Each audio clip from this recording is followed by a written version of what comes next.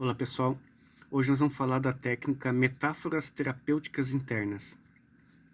Então, como sempre, para ganhar tempo, porque é um pouco difícil explicar ela, eu vou escrever, vou ler 3 parágrafos e nós vamos falar sobre ela. Então, as metáforas terapêuticas internas utilizam narrativas simbólicas para contornar existências cognitivas diretas.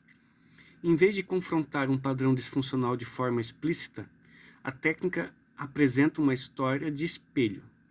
Uma história que espelha, de maneira indireta, o problema e suas possíveis soluções.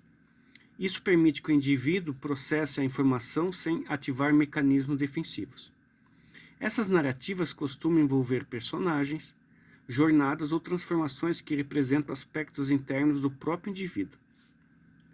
A identificação simbólica facilita a internalização de novos significados, pois a mente interpreta a história em múltiplos níveis, consciente e inconsciente. Esse tipo de processamento é particularmente eficaz em estados hipnóticos nos quais há maior abertura à sugestão indireta. Com repetição e refinamento das metáforas, o indivíduo passa a reorganizar seus próprios padrões de pensamento e comportamento. A mudança ocorre de forma mais fluida sem a necessidade de confronto direto. Isso torna a técnica útil em caso onde há resistência a mudanças ou dificuldade de acessar conteúdos de forma racional. E aqui vou dar um exemplo, eu vou usar 2 exemplos de metáforas terapêuticas internas. Um dos exemplos é a pessoa que tem muita procrastinação. Então, uma das metáforas é tomar banho de água gelada. Então, você não vai dizer para ela que ela tem que parar, você não vai dizer para si própria, você tem que parar de procrastinar. Senão já teria parado, porque essa pessoa já lutou com isso. Mas o banho de água fria, todo mundo já tomou banho de água fria. No primeiro instante, a vontade é fugir. Mas você mantém a firmeza ali e depois o banho fica até bom. É a mesma coisa com a procrastinação, só que a pessoa não percebe isso.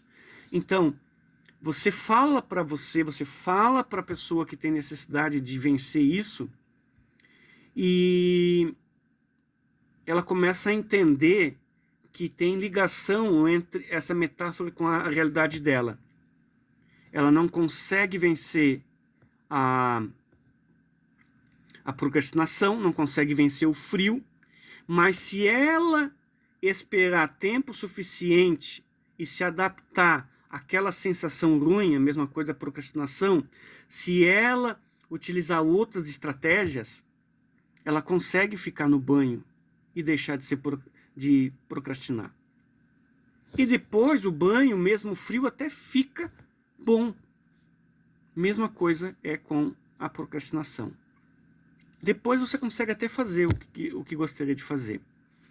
Uma das técnicas que eu utilizo muito comigo, indo de ônibus para o trabalho, voltando de ônibus para o trabalho,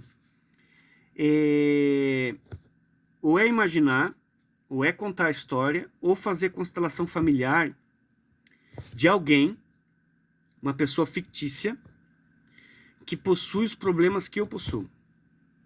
E aonde essa pessoa é o herói da história. Isso para mim trabalha muito bem. Por quê?